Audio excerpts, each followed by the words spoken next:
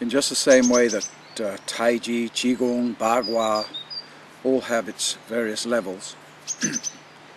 For instance, we never take a stark beginner into advanced Tai Chi because they just wouldn't see physically what you were doing. You have to go like this, go up the ladder like this, and learn the various levels in order to fully understand these intricate arts. So the beginner has simpler versions to do in order to simply not turn them off so they just walk out of the class because it's too difficult. And although the Qi development tools are already at the most advanced level, this is where it stops, and this gives you an inkling as to how we eventually perform our Tai Chi form, because the Qi development tools, of course, are based upon movements from the Tai Chi form, the Yang Lu Chan's Tai Chi form, that is, not necessarily the Yang Qing Fu's form. There are certain things that traditionally were not taught right in the beginning. A, because they are quite intricate hand movements, energy activation movements, if you like. And B, the student, even though they might be at an advanced level, they just might not be ready for certain moves in some of the 12 Qi development tools. And so these were always left out in the beginning until the instructor was assured that the student would be ready for the final phase. And that's why I'm calling this Qi development notes. I'll just go over, I'm not going to teach the whole lot because I've already taught them on different other videos, but I'll just go over the things that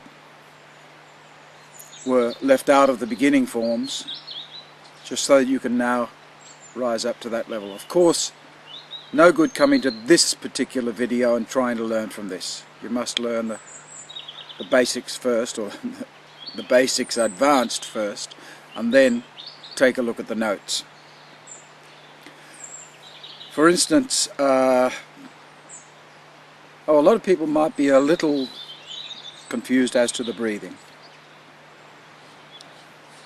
The first two, the heart and the small intestine, are different. They are the power source. They are what set everything else up. For instance, they're the only two, that pair, that start with the right leg forward. All the others start with the left leg forward. Also, the breathing is the reverse of these first two. So that when you do, for instance, a yang move, the breath goes in the nose and out the nose, and the tongue goes up and down on the in-breath and the out-breath. On the yin phase, however, the tongue still goes up and down on the in-breath and the exhalation, but you will also breathe out of your mouth on the yin side of things. So the heart is yin.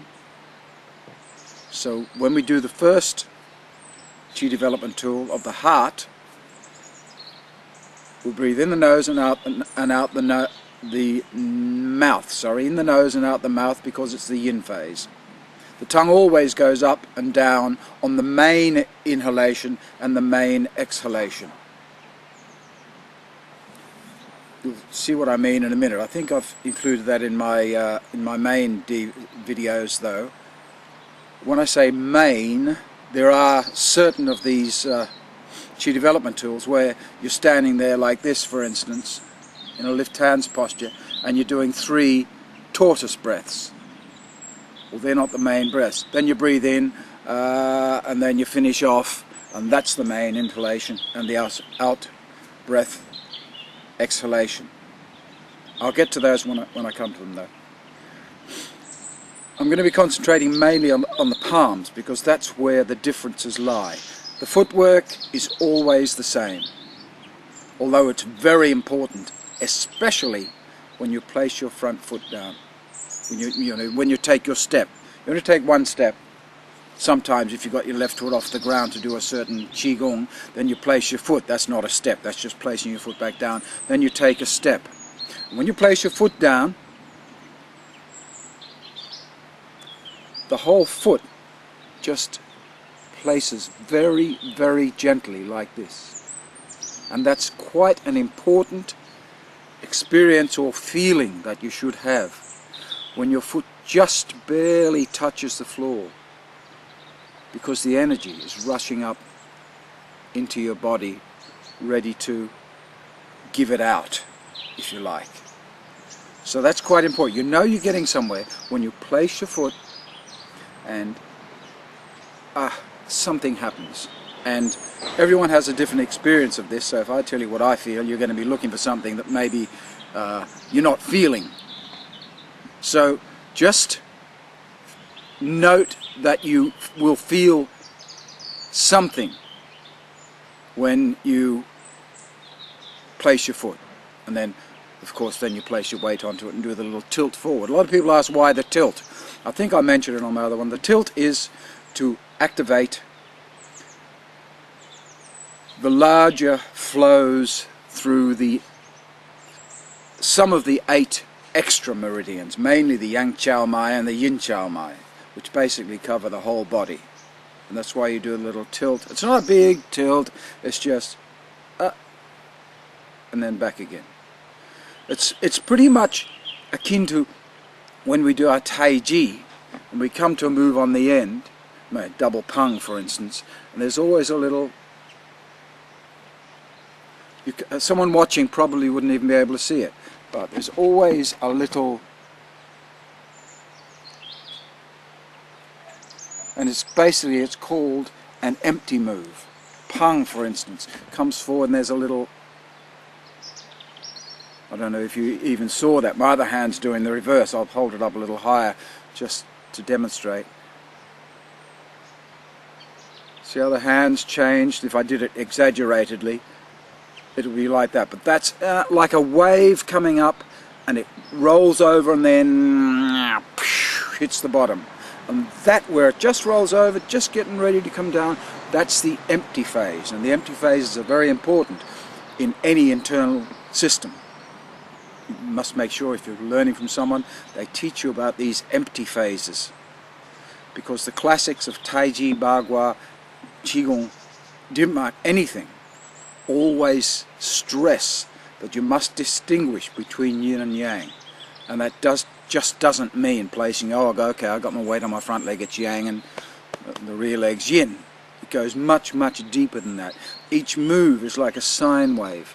It rises up, coming up to yang, fully yang, then there's an empty place, nothing's happening, and then it starts on its yin phase.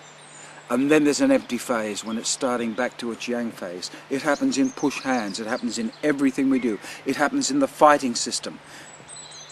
Bang, there's the yin, it's like, a 100,000th of a second that when you, in the fighting art, like, there's the build up for the yang, there's the empty phase, and there's the build up to the yin. But it happens in a split second, of course. So I'm going to start with the heart. It's rather an intricate hand movement. So I'll just concentrate on the hands, and I'll try and turn my body so that you're seeing what I'm doing. Okay, we're just going to be doing, remember, it's brush knee twist step. Just the brush knee twist step move. However, there are some lines that you must take with your longest finger on your other hand. I won't bother about doing the other side of this because that's obvious, you just do it on the other side. Your hands are held like this in the starting position with the right leg forward. Remember, we're pulling the silk tie. The whole thing, the whole of Tai Chi is based upon, advanced Tai Chi is based upon the principle of pulling the silk tie. It's not silk reeling as such, although silk reeling is there's the silk reeling. But if you think about pulling a silk tie when you're doing pretty much every move in your Tai Chi and in your Bagua, then you'll get some inkling as to how to do this.